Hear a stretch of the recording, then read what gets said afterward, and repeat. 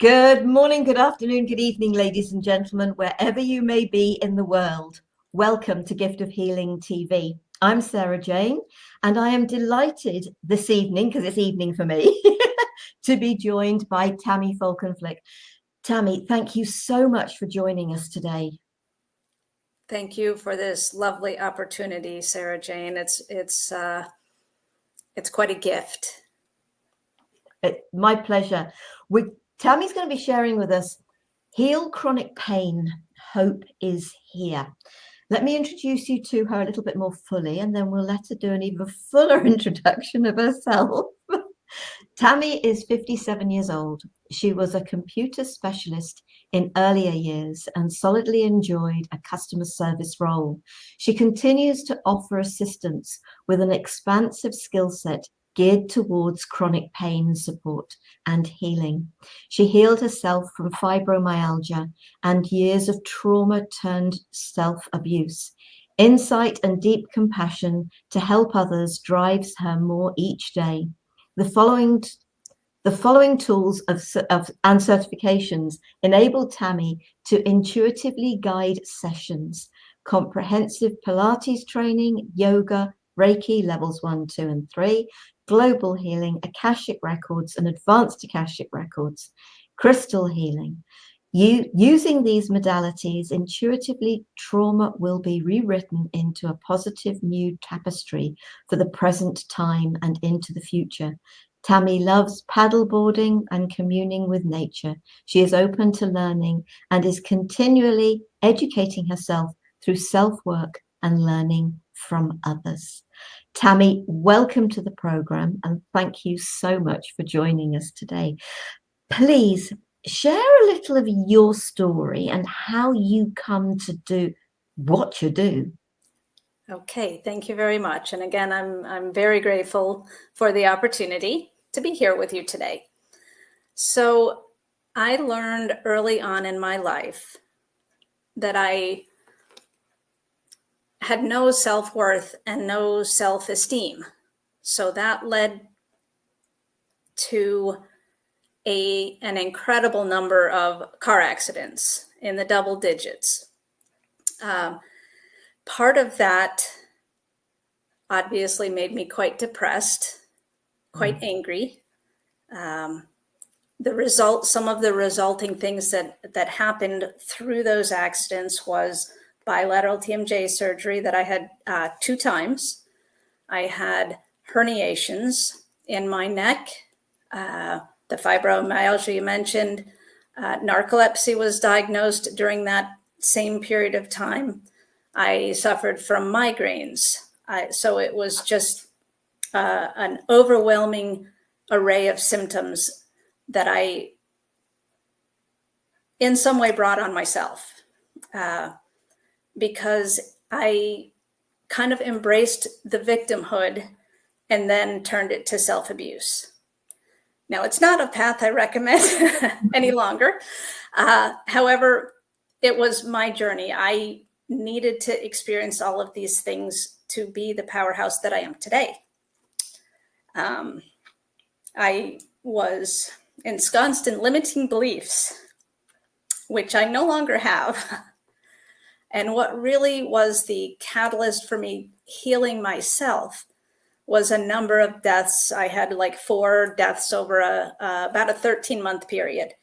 And I knew that I couldn't manage this on my own. I also knew that for my needs, having appointments with psychologists or psychiatrists wasn't going to work. It just didn't resonate with me. There's nothing wrong with that path. It just wasn't mine. So I turned to alternative therapies, and I started taking all of these things other than Pilates. That was my bedrock. That's where I began. And it's still a very integral part of my journey. All of this culminated in my life because I chose the victimhood for decades without actually understanding that I chose that. So that's one of the big things that people don't know, is that you have a choice. And I did not exercise that choice until much later in life. And I'm here today. But so many of us, we don't realize we're in that victimhood, do we? No. We really don't, because I 100% get what you're saying. Those feelings of being unwanted, unloved, not good enough, unworthy, etc., etc. That list can go on and on. Yes. It really can. And being in that place, not helped by the fact that so many of us, I'm not saying that everybody in the world, but so many of us aren't encouraged to love ourselves. Because especially as women, it's you're here for everybody else. You're meant to have kids and look after them, and have a husband and look after them, and then end up by looking after your parents. It's just a vicious circle for women of everybody else comes first, which doesn't help us when we're in that I am a victim of the things that have happened to me. And we then find that we don't know how to deal with that. And then there's a catalyst. So did you have a catalyst, something that happened to you? Because I know I did, that was like a wake-up call that supported you to say, that's it, it's got to stop. And it's about me taking back my life. Yes. I unexpectedly lost my father and 3 of my pets in a 15-month or 13-month period. And I was unable to manage the grief. It was crippling me. So that's when I started exploring the energetic world, because as I mentioned, the conventional therapies just didn't sing to me. They made me cringe. So clearly that was not going to be my healing path. So I began all the variety of energy work, and since bringing all of those together into a program where I use movement and energy to heal, the same way that I manage to heal myself and manage all of the various things that have occurred. But one of the key things for me was, for moving out of victimhood, was instead of saying, why is this happening to me? I started asking, why is this happening for me? What can I learn from this experience and be better? Yeah, they say another way of putting that is not why is this happening to me, but what is this teaching me? Exactly. And it's really important, many of us who find ourselves within that place that we're trying to support others, but we still find ourselves saying, why me? What am I really the person that should be doing this? Why shouldn't we? Why not me should be the question, not why. Indeed. Yes. So, what along my path, I've learned that emotion, which, as you can see, I have a lot of, it's energy and motion. And when that motion stops, in other words, when you don't allow your emotions, when you don't process your emotions, that's how they become embedded and become chronic pain. So your physical body is the very last place that these issues are shown, right? So there was all kinds of, looking back, there was all kinds of messages and guidance and clarity. Had I chosen to accept them, I would have gotten where I am today sooner. But it's also all part of my journey, right? So I've been through a lot of different things that make me more compassionate for other people, whether I've dealt with what a particular issue that someone is dealing with or not. I still feel it in my heart. I understand the baggage maybe that people carry. Yeah. Oh, yes. No, my youngest sister refers to, she's actually she hasn't written the book, but she's got a title for the book, The Emotional Baggage Diet. And it is what it is meant to be about, isn't it? It's about sort of, what are we carrying around? Hopefully we know our own story, what's happened to us in our life. It's not, for me, it's not about revisiting that story. It's an awareness of our story and thinking, okay, how did that make me feel? Is that buried inside of me because it hasn't been dealt with? And it's that pain, that whether you get cancer, whether you get chronic pain, whether you have a stroke, a heart attack, whatever it is, when you have something pretty major that occurs. For me, it was a broken jaw that I didn't know was broken for a week. Yeah, great fun.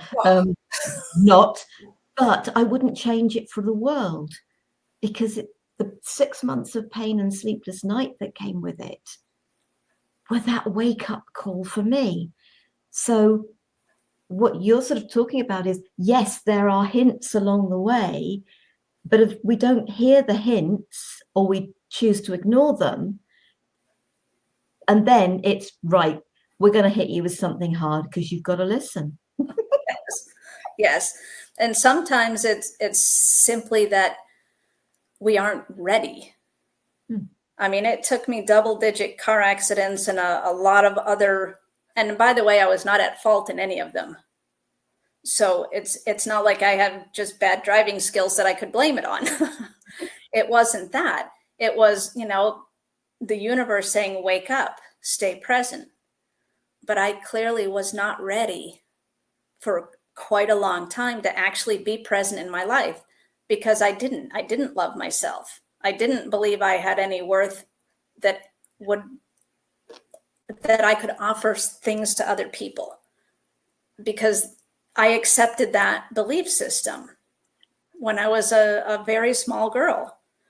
And so I continually attracted people who agreed with me, unfortunately, until I started healing myself and letting go all of the baggage. And when I really started this work, what I realized is probably about 95% of the baggage that I schlepped around with me for 50 plus years wasn't mine. It was someone else's. Some of it was my past lives. Most of it was ancestral. So knowing that gave me freedom, right? It's like, I can let this go. I don't have to be angry about everything. Now, I still am. I still have some anger issues I'm working on because I'm a work in progress. I'm not healed like I dreamed to be, but I continue. Each day I want to be better than I was the day before. And for now, that's a very good path. I think it's also trusting the process. I know that as much work as I've done on myself in my own unique way, I know that there are still layers. They refer to it as being layers of the onion, and they are totally right to use that analogy of the onion, because for each layer, you probably end up with a good bout of tears. But providing you allow those tears to be cleansing and releasing of those energies rather than wallowing in them. But there are times when sort of maybe you do have to wallow for a little while, but it's just a matter of allowing yourself to come out of those.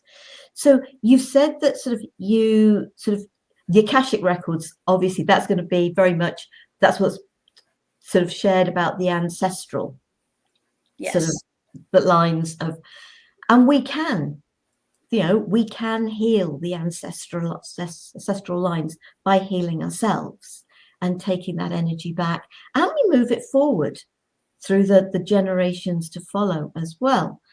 Correct. But you've also talked to about, there are other things because of your Pilates, etc., that you do, and the Reiki, so you're attuned to that energy as well, that support people with that pain. So is we talking about the physical pain and being able to get to the depths of what that pain is about? Share a little bit about sort of what you mean by that. Okay. So there's some generalizations that can be put in place. Let's take anger, because I'm very familiar with the anger. Typically, if you talk to someone that has low back pain, they are storing anger. And one of the reasons for that, like, and it doesn't even have to be low back, it could be like your glutes or your hamstrings. We push behind us things that we can't deal with. So that's why they appear in the back of your body. That means it's something that you're, I hate to use hiding, but you're kind of hiding from it. And you have to begin facing that. Another one is fear. I have had multiple clients where they have so much fear that they hold their breath. They don't breathe normally, and breathing is obviously critical to your existence. Most of us are shallow breathers anyway. So when you take that and you compound it by holding your breath because you're terrified and you don't even realize that you're terrified or what the fear is stemming from. And again, most of it is not from you. It's the baggage that you were handed as at birth, or yes, at birth, whether it was past lives or ancestral, doesn't matter. And the Akashic Records is very good at beginning to isolate and clear. And my training says that clearing can happen for 7 generations on either side. So there's quite a tremendous amount of healing involved. So it's not for the weak. I mean, it can be really intense, but it's a freeing intensity when you have the mindset, when you're really ready to dive in, then you can face those 4-hour bouts of crying or however they present for you. That was one of my breakthroughs, I suppose. Was it, I mean, I couldn't stop because I had so much that needed to be released, and I was ready to let it go. And it took just hours and hours of crying to make it happen. So it's a beautiful process. And I like to say that while the concept is simple, it is not easy, but it's worth it. But none of it's simple. None of it's easy. It's easy to talk about once you've been through it, but it's the going through it, and it's the acceptance of the fact that it's about the clearing. It really is about clearing. And so many say it's about acknowledging what has happened and how you felt so that you can let it go. Right. You can't let it go until you've acknowledged it. True.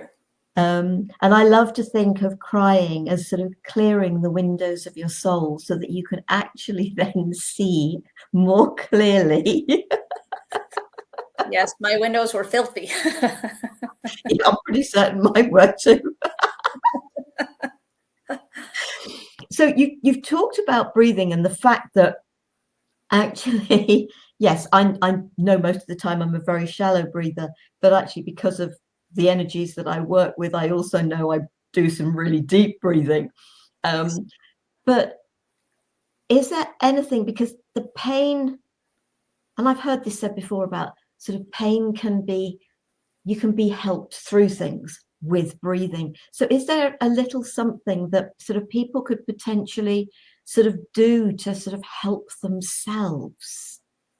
I do. I have a lovely little exercise to take you through that's all about the focus is breathing, but it's a little bit more expansive than that. So for everyone who's listening that wants to participate, make sure that you don't have your arms or fingers crossed, your legs are crossed, have your feet flat on the floor. you can opt to lay down or be reclined in a chair. That's not a problem. And then close your eyes. And with the eyes closed, picture your favorite color or colors. Then you're going to begin inhaling. You're going to inflate your belly until it's full, and you're going to keep your belly full and move into bringing air into your chest. It's not a way that we breathe. That's going to be very uncomfortable and awkward for people who have not tried it, but it is a way that is super productive for your body. So when you've reached that full inhale, then you deflate your chest and then your belly. And while you're doing this, your color or colors, they represent unconditional love. So you're breathing in and filling yourself with unconditional love, and you're exhaling and you're putting out that same unconditional love. And some of the benefits that occur if you have anxiety or depression or pain, this focused breathing with the intention of breathing in and out unconditional love, the breath itself automatically begins calming the nervous system. And then once your nervous system starts to settle, the other aspects can come in. You can start breathing into a particular spot that is painful. Say you have a shoulder that is just bothering you, and you bring your attention and put extra color into the shoulder. As you inhale and exhale, it will begin relaxing that shoulder and giving you some freedom of movement. So just inhale the beautiful pink or whatever color is your favorite and exhaling it. If the colors don't resonate, there are other ways you can bring in a scent. Maybe chocolate chip cookies bring you home to grandma's, and it's just like perfect. If that's it, if it's a smell, use a smell. Maybe lavender takes you to a happy place. Maybe it's a song that makes your whole body just kind of jam. There's not a wrong way to do it. It's the intention and the focus to your breath that brings the relaxation into your body. So I'm just going to let you breathe for a few minutes, really being focused and quiet and with intent.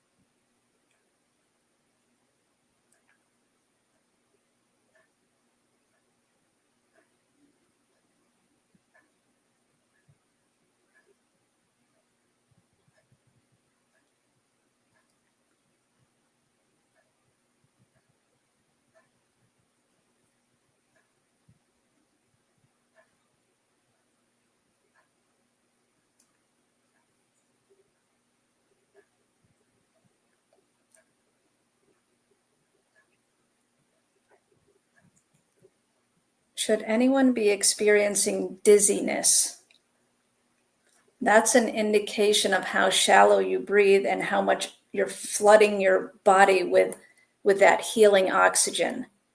Whether you're lightheaded or, you might even feel a bit of nausea if you're starting to shift things.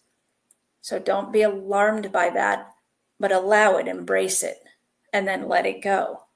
And with the feet on the floor, imagine that just dropping out of your feet.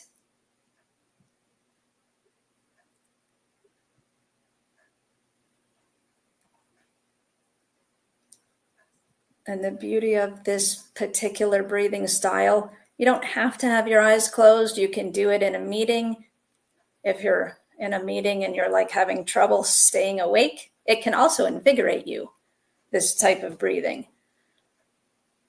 So there's multiple benefits and multiple options on how, and the more you train yourself into this breath pattern, the healthier your body becomes, which in turn affects your emotions, your mental state, and your spiritual body. They all benefit from just a simple breathing exercise. So I would love to know how, Sara Jane, this feels for you, if it really gives you something that you didn't know. As I said, I do an awful lot of deep breathing because of taking a deep breath in. Having said that, also when I do deep breathing, I end up with tears. Watering eyes. Okay. I actually find that breathing in low and then bringing up is much easier for me when I'm lying down than when I'm sitting up. It is. It's a skill you learn. And I can so easily doing it lying down, but I don't find it so easy sitting up. Although, you know, I was obviously doing my best with that. And I think it's that just understanding that actually, if you are a shallow breather most of the time, when you do allow yourself to take those very deep breaths and then completely empty your lungs, you're cleaning out your lungs as well. Absolutely. Which is so beneficial for our bodies, getting rid of all that gunk, that stale air, that whatever. And as you said, moving oxygen around your body rather than stale oxygen around your body. And I think toxic. And you said, excuse me, because that's what it does to me. It actually makes me yawn, which is why I end up with the tears, the watering eyes. And this happens to me so often when I do the deep breathing. But do you know what? It's cleansing. Yawning is really good. It's another release. And so, are there any other things that people could look out for? Well, there's lots of ways that people release. Some of them are embarrassing for people. You know, you might burp, you might fart, you might sneeze, you might cough, you might cry. None of them are bad. They're just, when you're not expecting such a result, you're like, where did that come from? But it's still a release, and it's not something you should fight. It's something that you should embrace and allow. Yeah. And the whole stale air thing, it's not just stale, it's toxic, right? That lower part of your lungs that doesn't get cleared out when you're a shallow breather all the time is stale and toxic. So that's one of the reasons why people feel the head rush. They get dizzy because their body's like, yes, oxygen. So it's really a beautiful thing when you understand that those are a natural part of the process. And if you find yourself like you yawned, if you yawn a lot during the day and you're like, I don't know why I'm yawning, I'm not tired. It's your body saying, I need air. I need proper oxygen in my body. Yeah, absolutely. Folks, I know we've got some folks watching. If you've got any questions, anything or any comments, any feedback from trying that, please feel free to go into the live chat and just type in sort of there. Quite happy to have, you know, as I said, it says welcome. Please do chat to us.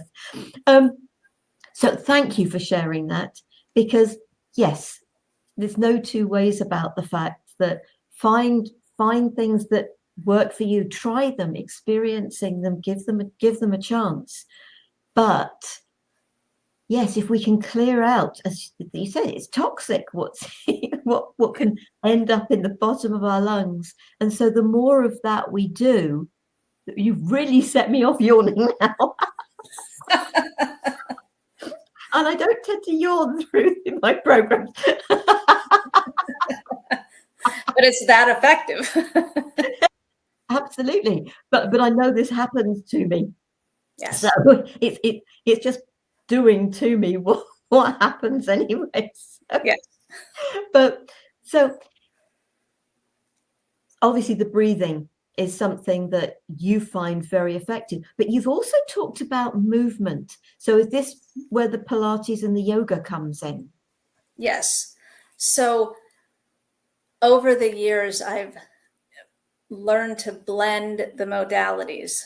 So if I'm working with a person and they have, say, the anger in their low back, I put them in a posture that addresses that area, ask them to breathe, and I'm doing the energetic side to help begin shifting that energy out.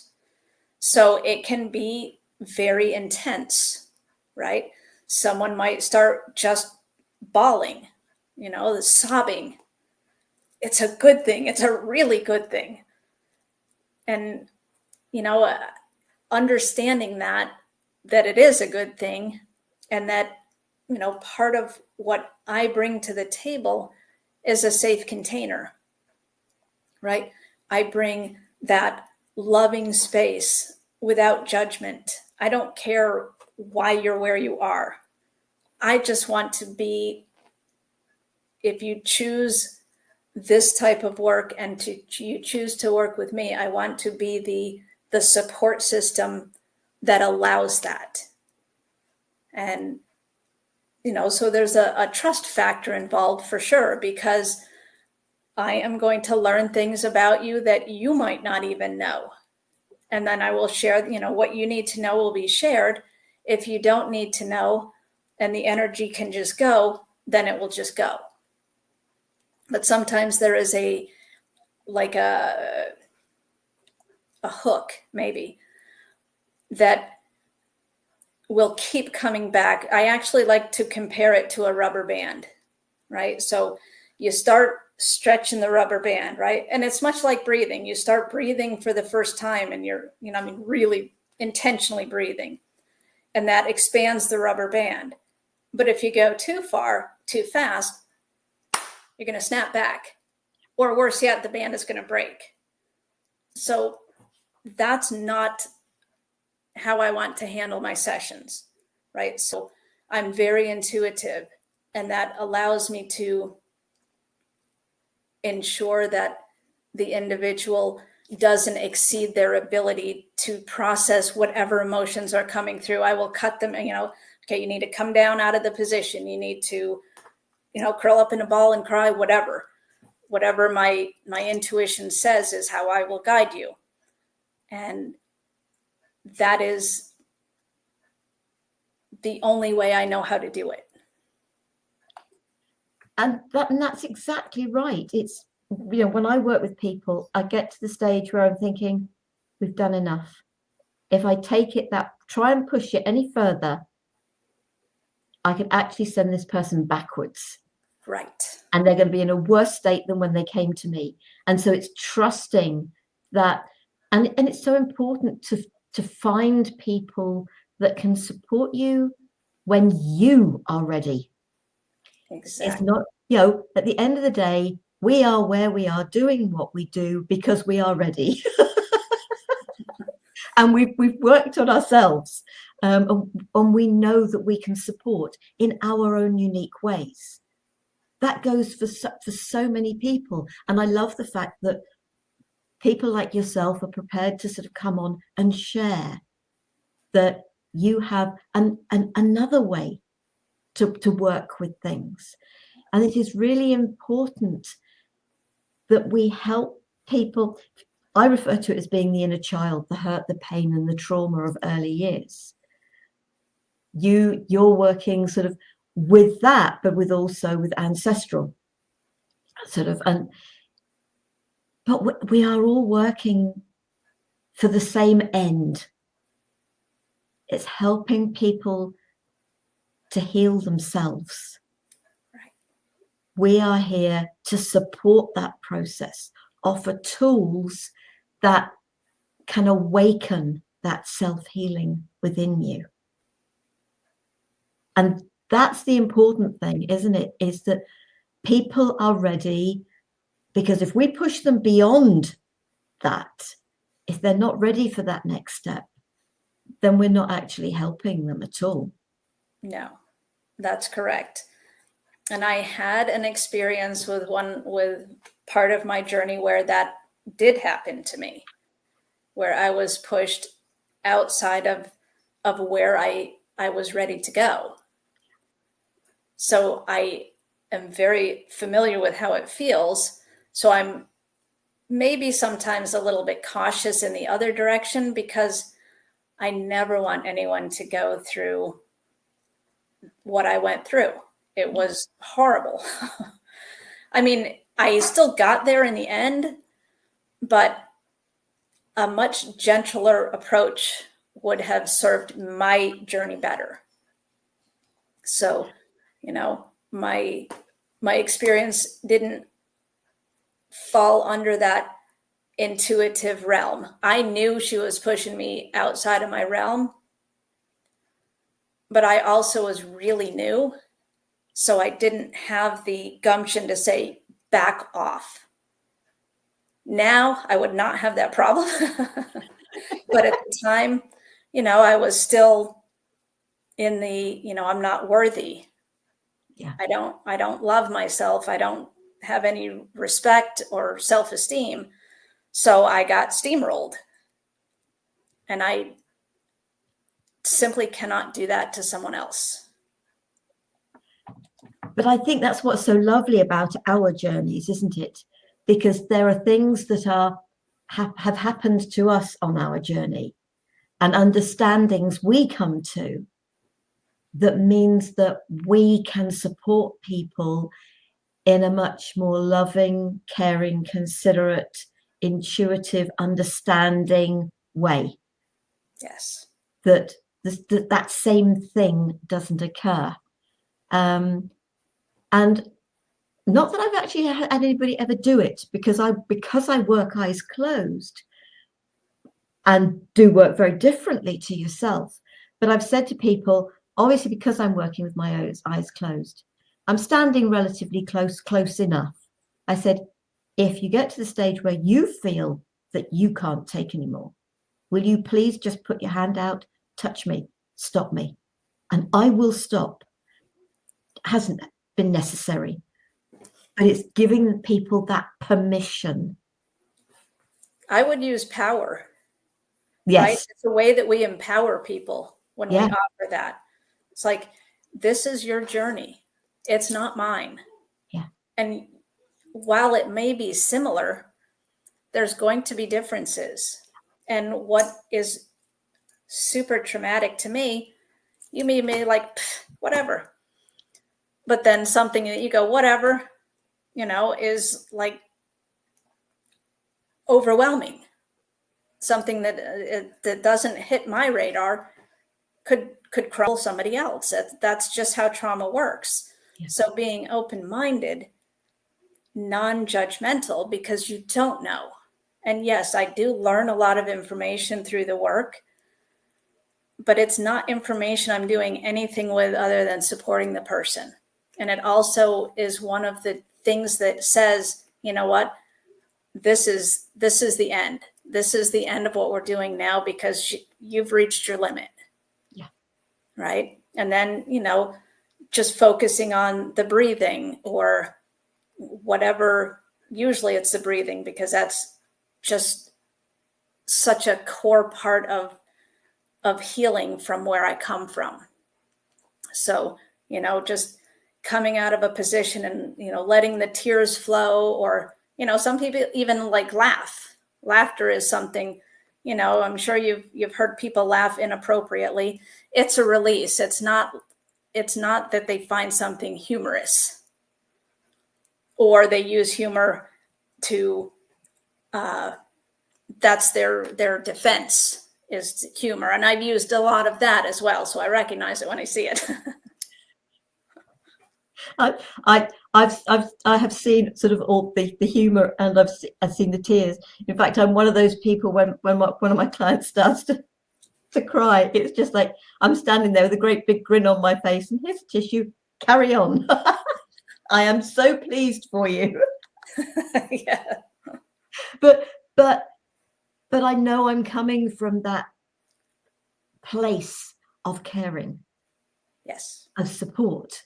So I'm not there smiling, thinking, "Oh, great, you're crying."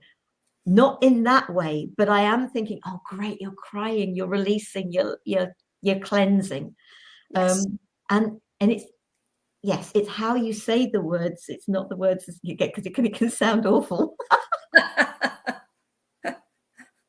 Yes. Tami, I can't believe the time has gone so quickly. I really can't. Is there anything that we haven't touched on that you feel you would like to add to the mix? Not really. The important things came out, the safe space, whether it's online or in person, is really the key, to proper healing. To know that whatever comes up in a session is private. I may use experiences of other people to help you, but you will never know who that person is.